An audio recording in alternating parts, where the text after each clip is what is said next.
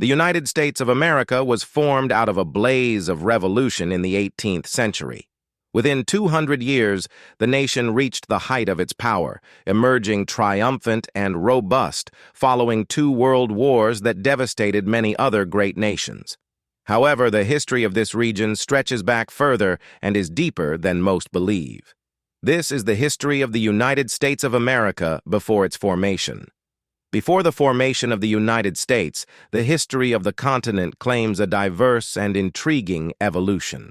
The documented voyages and later death of Christopher Columbus paved the way for further Spanish and Portuguese expeditions, which were to reveal the existence of South America with more accurate data and instruments.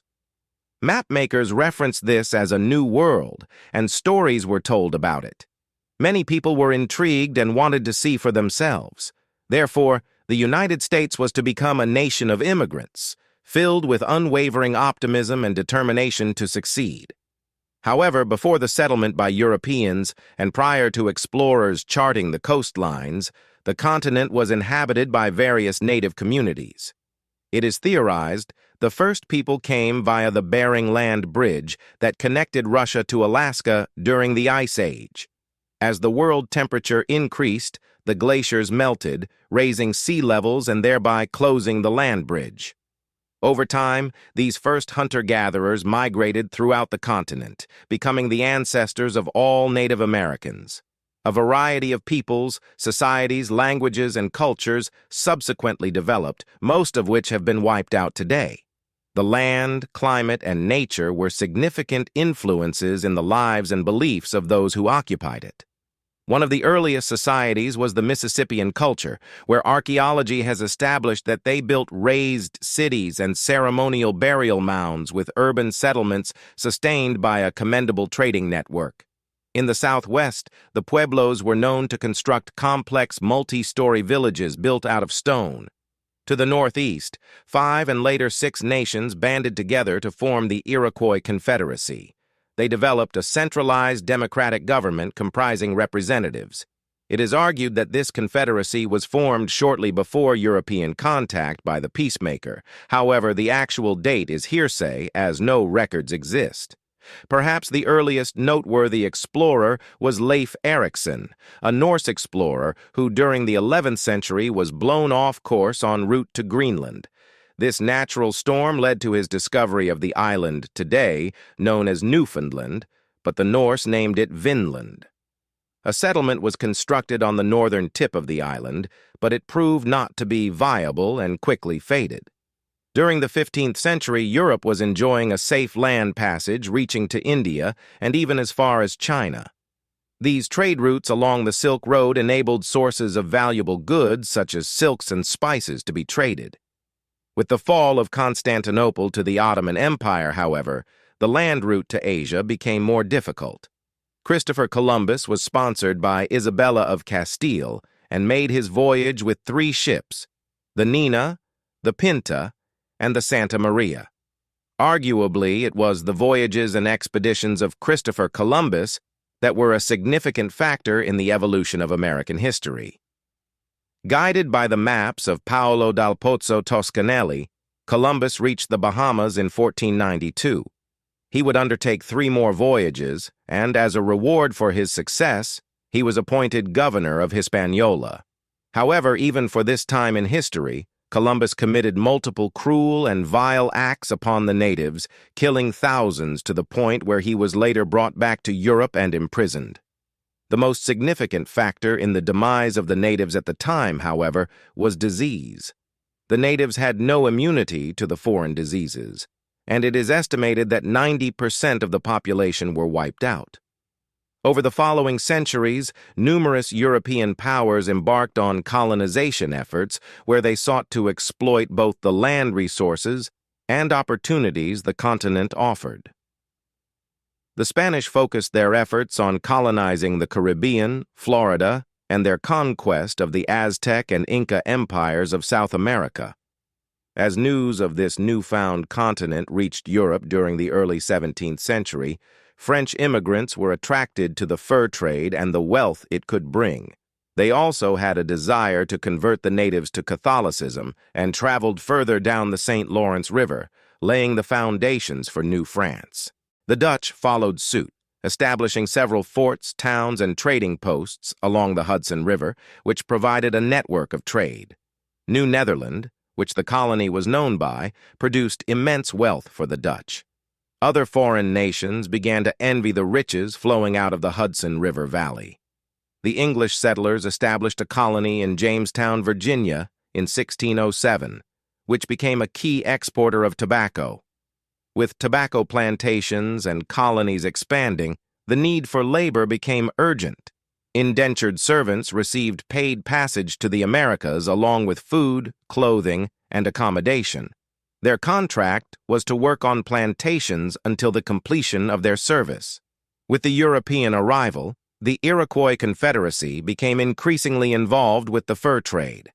Dutch colonists and later the English craved the lucrative beaver furs, and the Iroquois exchanged furs for firearms.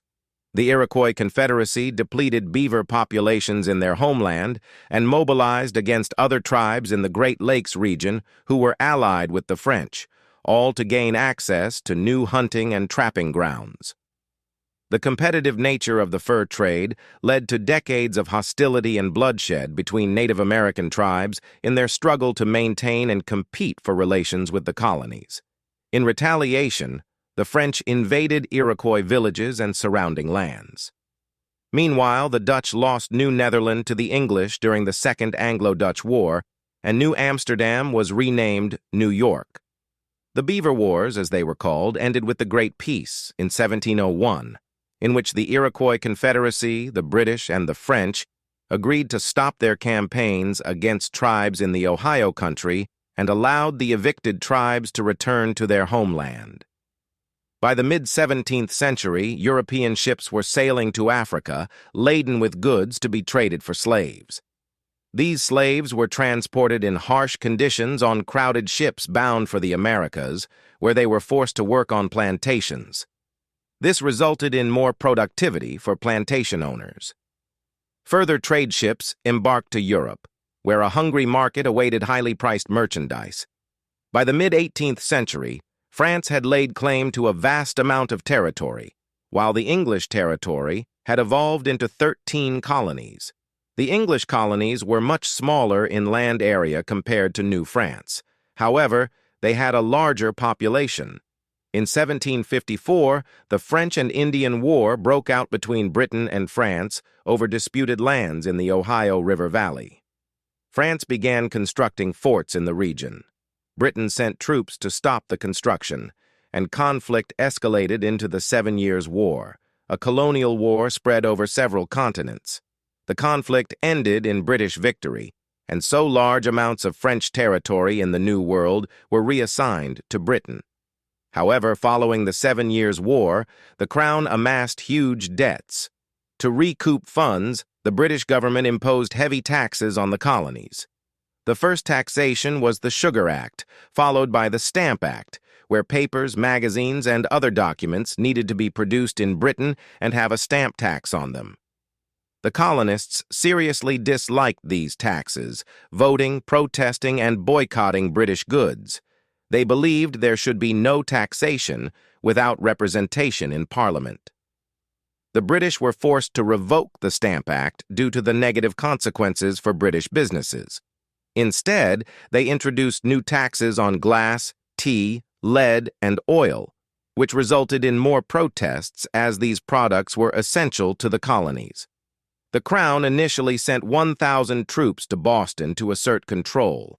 On March 5, 1770, conflict escalated when protesters started throwing stones and snowballs at the guards of the Custom House. In the skirmish, shots were fired, killing 5 protesters, an event known as the Boston Massacre. In 1773, disgusted by further taxation, American patriots known as the Sons of Liberty disguised themselves as Native American Indians, boarded a British ship, and began throwing tea cargo into the harbor. The British Crown, driven by anger, sent 4,000 more troops to Boston, concluding with direct British rule. The British controlled Boston, but the Americans controlled the countryside and began arming and training militias known as the Minutemen. In 1774, the First Continental Congress met in Philadelphia, where 56 delegates from 12 colonies arrived to discuss the reduction of taxes and a response to the intolerable acts. Massachusetts had been stripped of self-government by the British Parliament. They sent a message to Britain, and Britain responded with more regulations and an increased army presence. Massachusetts was declared in a state of rebellion. British commander Lieutenant General Thomas Gage was ordered to disarm the rebels and arrest the leaders in the countryside. On the night of April 18, 1775, Paul Revere rode ahead of British forces to warn leaders that the British were coming. American militias met the British forces at Lexington, retreated back to Concord, and with more troops arriving, they overwhelmed the British, who retreated back to Boston, where the city came under siege. At the Second Continental Congress, the militias were reorganized to form the Continental Army, appointing General George Washington as leader.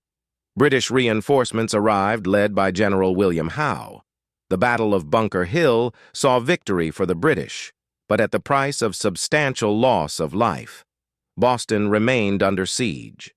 General George Washington arrived in Boston the following month and continued the siege through autumn and winter.